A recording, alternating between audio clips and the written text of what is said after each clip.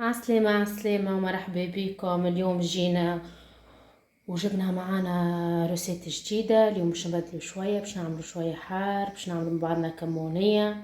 نستحقاو الكبدة، هوني الطماطم، الهروس، الثوم، الفلفل زينة، تابلو كروية، الملح، الكركم، الكمون والبصل.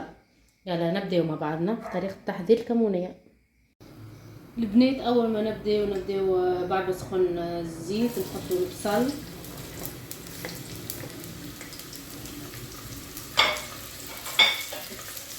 نخليو البصل شويه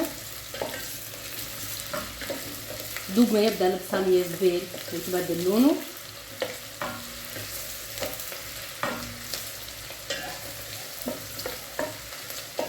entre temps الماء قاعد يسخن، دوب ما يذبل البصل شويه نهبطوا عليه بالكبده. كبده جديده وفريشكا شريتها للصباح.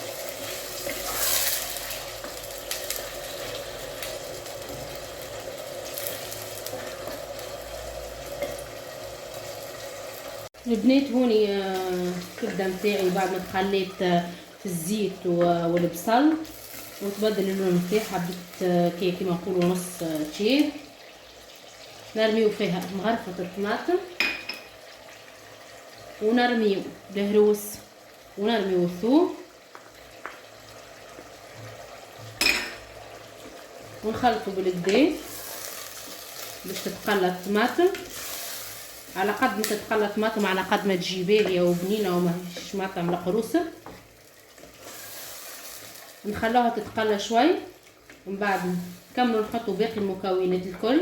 كمل تتقلى، من بعد نحطوا باقي المكونات هذوما اللي هما الفلفل الزينه، تبلو كرويه، الملح، الكمون والكركم. وبعد نلقوها بشويه ماء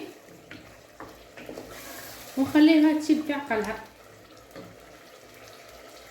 تقليت الكمونيه نتاعي بالكدا الطماطم في الزيت، بدات تقر في زيتها.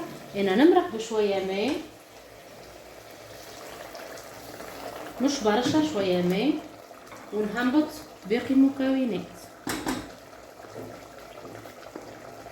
انا البنات ما نحبش نحط الفحات يعني نتاعي قبل وهي مازالت ما صبيتش فيها الماء باش ما يتحرقوليش الفلفل الزينه خيتو ما يتحرقش. البنات نخليها تغلي لين تقر زيتها وبعد نرجع لكم.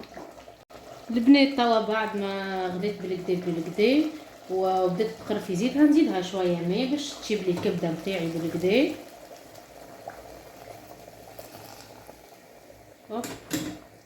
ونعمل تحريكه صغيره، نخليها تسيب في عقلها لين تسيب بالكدا والكبده نتاعنا تسيب.